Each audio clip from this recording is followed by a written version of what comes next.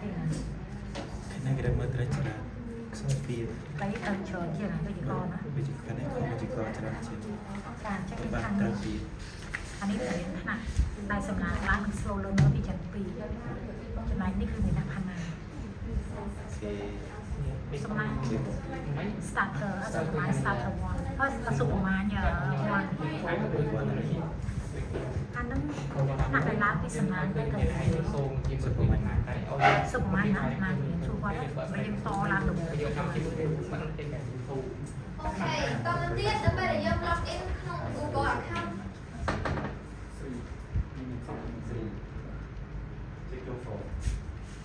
Thì cái sao là cái bạn cũng hay sao là cái này tụi mình làm cái bộ hiệu quả. Kỹ viên, kỹ viên đó. cho nên sẽ trang phi bọc mặt nạ สัจจาริพันธ์หน้าเหมือนนักสำนักเนี่ย nên này Đầu tiên là bây giờ login thôi. อันนั้นคือเนี่ยในแถลงขนมเตะใหม่เนี่ย sơn nạ จ้ะนั่นคือสุกหมายวันเพิ่งทำไมเนี่ยสัพพานานั่นล้างว่าสุกหมายวัน rồi thì việc cái mà จ่ายยมตุ้งเกรเมอร์คลั่ง cái nhiều tháng จ้ะอันนั้นคือข้อเทิงมีระเวกขั้วแต่หน้าสำลังล้างกัน đang vào เออไอ้นั่นสัจจังปีเนี่ยแถลง ya muốn cái số mai 3 đi chúng mình là สุกหมายโฟ Công việc là sao? nó cái số mai 1 này Nó sẽ đi. Nó sẽ bắt mình gọi là sẽ bắt.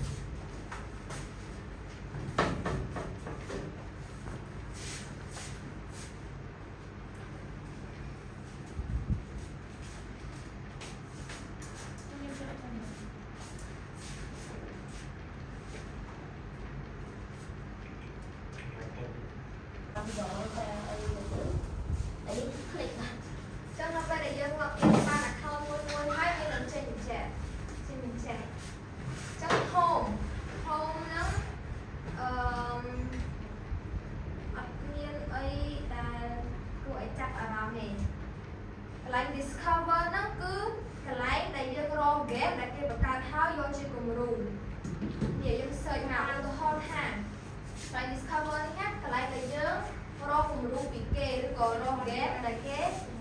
ban thơ hỏi để ho tha dùng thơ ông free online ABC nghĩa cái lốt sẽ là game là cái bậc cao hỏi nghĩa sẽ là ABC lên hàng cao nghĩa nhá anh cái bậc cao hỏi dùng cho anh nâng to áo sơ lên các bạn rồi dùng cho bậc cao không ai quay các bạn chẳng อุทิหอมวยอุทอท่าโยบอกเกแม่การทนไอ้ไหม dương sẽ là ngôi ngay luôn do ABC food thành luôn do nằm thôi mình bị trình trẻ được óc miên mà đọc sườn đùa trong đây này thể cho library thì ấy để dơ ban một cao phần ta để sao để dơ to một cao để toán trên màu để to để dơ create Kahoot group này nó phải để dơ invite nè để nơi hàng cáo cho màu chuối nơi ghép để dơ ban phở nó group cái report này ở sân khăn ấy là sân khăn như ta discover hay nó library để picture những project game chấm chỗ đó vẽ create Kahoot nhưng chân việc create là hàng lương nhiệt của kiểu làm bây chặt đăngของcao create hay chuyện việc hát Kahoot hay cái lộ trình trẻ nó về lộ trình chấm cái này nick cái thả PDF to Kahoot để sao tại khơi cái đi mình là thả tự bong người vì premium chân hai dương vào cao để dương vào nát để ở bên cài nịa Kahoot generator dương createខ្លួនឯងអត់ច្រឡំ AI create ឲ្យដល់ពេលពាក្យថា blend Kahoot គឺយើង create ខ្លួនឯងចឹងដោយសារតែយើងចង់ចេះចង់ដឹងយើងត្រូវបង្កើតខ្លួនឯងចុច blend Kahoot មកវាចេញទាំងចេះអូខេទាំងនោះចូលដល់ទាំងដែលយើងបានចាប់ផ្ដើមបង្កើតសំណួរហើយនឹងបង្កើតចម្លើយកន្លែង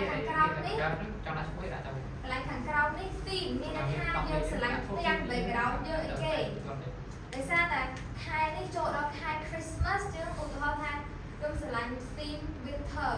chân dùng theme winter mát của chừng trẻ chân dùng theme để dùng sự lạnh nó rồi tái cái cao tế để sát tới bằng rồi ok chỗ đó bằng cao sừng đùa lại hàng lớn đi start typing your question mi để thay chặt đáo sọ xé sừng đùa bật giờ trong sừng đùa đi mua nhưng trong một cao với các bạn là địa tông bằng mê riêng ô rồi tham mê riêng con mũi chướng địa tông bằng kha hụt dùng xua thả what is kha hụt nhưng một cao sừng đùa chấm dương trong một cao sừng đùa ấy các bạn đây để dùng sừng lánh okay what is Kahoot ដល់ពេលកន្លែងនេះគឺកន្លែងដែលយើងដាក់រូបភាពប៉ុន្តែដាក់រូបភាពក៏មានកំណត់ដែរពេលខ្លះយើងដាក់បានតែមួយពេលខ្លះយើងដាក់បានតែពីរឯងដូចក្នុងនេះចឹងគេថា you have one free image left មានន័យថាដាក់បានរូបតែមួយឯងតើយើងបង់លុយមិនយើងដាក់រូបបានច្រើនចឹងខ្ញុំsợដាក់រូបខ្ញុំមិនដាក់រូបទេឬក៏ដាក់រូបក៏បានដែរខ្ញុំយកអាចជួយពុកបានទីទីខុសពុកអត់ទេយើងនឹងជួយមើលតាហើយយកអានេះគឺវាលោតចេញមករូបភាពចាក់តែយើងដាក់បានតែម្ដងឬពីរដងឯងចូលដល់កន្លែងនេះគឺកន្លែងដែលយើងចាប់ផ្ដើមដាក់ចម្លើយរបស់យើងដោយសារតែយើងដាក់ចម្លើយយើងអត់ដឹងថាឲ្យសិស្សមួយណាឯងចឹងចម្លើយទាំងអស់មាន4ដែលយើងត្រូវដាក់យកខុសទៅ3ត្រូវ1យ៉ាចឹងចាប់ដើមសរសេរមក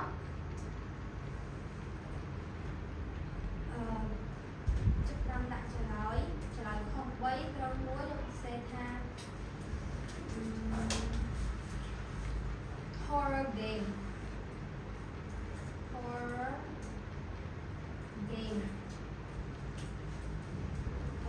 lesson game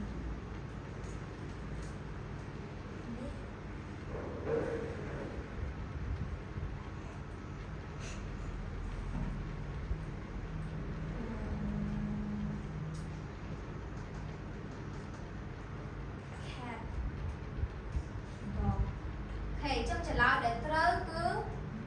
lesson game chứ không chút ăn lại bốn điện làm vây ao cao hút còn xong qua than đi trả lời trớ bao nhiêu tôi về để sân lên nói luôn trả lời trớ ao quạt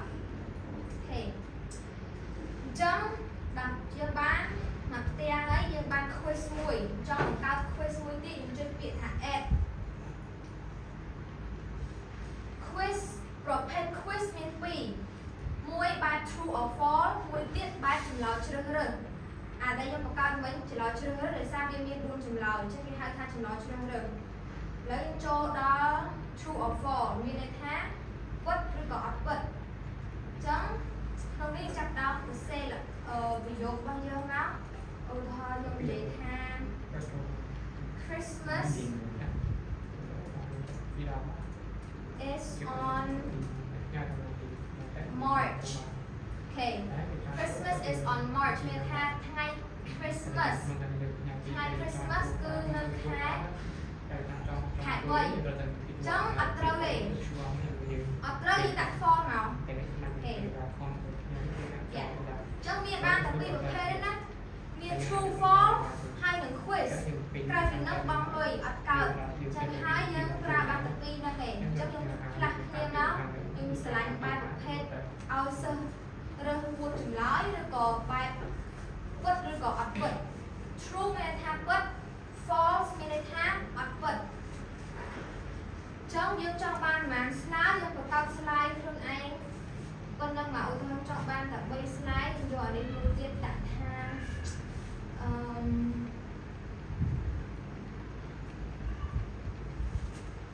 ចុះយើងចង់បានច្រើនសំណួរបានបង្កើត add រហូតមក add ណា20ក៏បាន30ក៏បានតែឥឡូវចូលដល់វគ្គនេះម្ដងវគ្គរើសយកនាទីចង់ក្នុងនេះ time limit មានន័យថាកំណត់នាទីឲ្យសិស្សរើសរយៈពេលប៉ុន្មានបើយើងចង់បានឲ្យសិស្សរើសតែ5វិនាទីចុចលេខ5 10 20 30 40 1នាទីឬក៏2 3 4នាទីយើងរើសបានតែពេលដែលយើង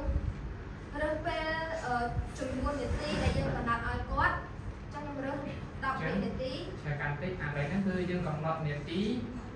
នៃហ្គេមនៃសំណួរនៅក្នុងមួយសំណួរនេះយើងកំណត់មួយនាទីឲ្យគាត់លេខអញ្ចឹងឧទាហរណ៍ក្នុងសំណួរក្នុងហ្គេមក្នុងសំណួរនេះយើងចង់ឲ្យទៅដាក់20នាទី20 second នេះយើងអាចកំណត់តាមតែ ខេកន្លែងនេះpoint មានន័យថាឧទាហរណ៍ slide ទី1បើគាត់ចុចលឿនហើយគាត់ចុចត្រូវគាត់បាន900ពិន្ទុប៉ុន្តែយើងចង់ឲ្យគាត់ double យើងចុច double point មក Yeah ចឹងចុច double point មានថាគាត់បានគុណនឹង2 no point មានថាយើងគាត់បានពិន្ទុឯង Yeah ចឹង standard មកយើងចាប់យើងយកអាធម្មតាមកហើយមានតែប៉ុណ្្នឹងឯងឥឡូវចង់ឲ្យអ្នកទាំងអស់គ្នាបង្កើតការហូតឲ្យបាន6ឬក៏7 slide តាក់ទងនឹងមេរៀនដែលអ្នកទាំងអស់គ្នាត្រូវរៀន6ឬក៏7 slide កើតសិនណាចាំគេកាយឲ្យពួកយើងតោះយើងកើតទៅ បង្កើតស្រួលអីបាន អាហ្នឹងយើងកើតហើយចាំយើង start ពេលមានដល់ឥឡូវឧទាហរណ៍តែជាបង្កើតហើយ แล้วបង្កើតសិន តែជាហើយចាប់ដល់វាទៅជាម្ដងបង្កើតយើងបោះតែជាម្លេងម្ដង យ៉ាចឹងដល់ពេលដែលយើងបង្កើតហើយ របៀប scan QR សិនហាត់ scan ហើយសម្រាប់ scan ពីសំណួរចូលដល់វគ្គដែលយើងហើយយើងបញ្ចប់ការធ្វើរបស់យើងចុចពាក្យថា save ឬក៏យើងចង់ preview មើលសិនក៏បានថា game យើងមិនចឹង slide ទី1បែប true false រយៈពេល12នាទី slide ទី2slide ទី2អញ្ចឹង slide ទី1បែប choosing answer រយៈពេល22នាទីអញ្ចឹងអានោះ preview មានថាមើលការងារដែលយើងបានធ្វើមើល game ដែលយើងបានធ្វើមុនដើម្បីយើងដឹងថាយើង make sure ថាយើងត្រូវធ្វើត្រូវឬក៏ធ្វើខុសពេលដែលយើងដឹងថាយើងធ្វើត្រូវហើយយើងចុចពាក្យថា save ដាក់ title game របស់យើងមកដាក់ឈ្មោះ game របស់យើងឈ្មោះថាដាក់ឈ្មោះអីក៏បានដែរហើយ យើងចុចពាក្យថា continue មកនេះបានចេះចុចពាក្យថា done ឬក៏ back to edit មានន័យថាត្រឡប់ទៅ edit ម្ដងទៀតបើយើងខុសប៉ុន្តែដោយសារតែយើងត្រូវអស់ហើយចុចពាក្យថា done ចឹងកន្លែង library គឺកន្លែងដែលយើងមើលការងារដែលយើងបានធ្វើអញ្ចឹងការងារដែលយើងបានធ្វើមានតែមួយនេះទេឥឡូវសាកចុចចូលមើល host live មានន័យថាចាប់ផ្ដើមលេងឥឡូវ assign មានន័យថាកំណត់ពេលថាលេងម៉ោងប៉ុន្មានថ្ងៃណាពេលវេលាណាអញ្ចឹងដោយសារចង់លេងឥឡូវចុចពាក្យ host live ពីចេញចេះ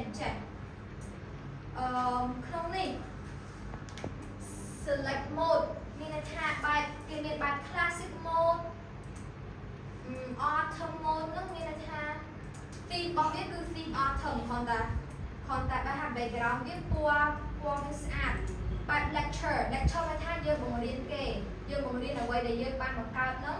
game ដែលយើងបានបង្កើតហ្នឹងបែបជាបង្រៀន lecture theme mode មានថាគាត់លេងជា theme សម្រាប់ខ្ញុំសាក់ ហើយលេងជា team ហ្នឹងហើយ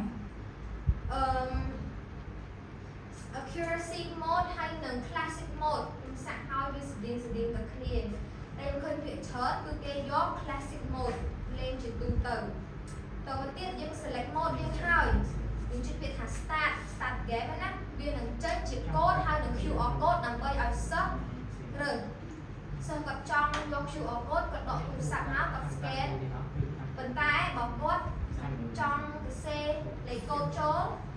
គាត់ទៅសេ pin ចូលមកឧទាហរណ៍ថាខ្ញុំចង់លេខអញ្ចឹងខ្ញុំវាយការហូតម្ដងទៀតការហូតយើងអត់យកអានេះទេដោយសារកន្លែងនេះគឺជាកន្លែងលេង game យើងយកនេះការហូតខាងក្រោមនេះ join a game ជាកន្លែងនេះកន្លែងដែលយើងលេងកន្លែងនេះដែលយើងបង្កើតនេះ game pin មានន័យថាទៅ save pin យើងចូល save code នេះ4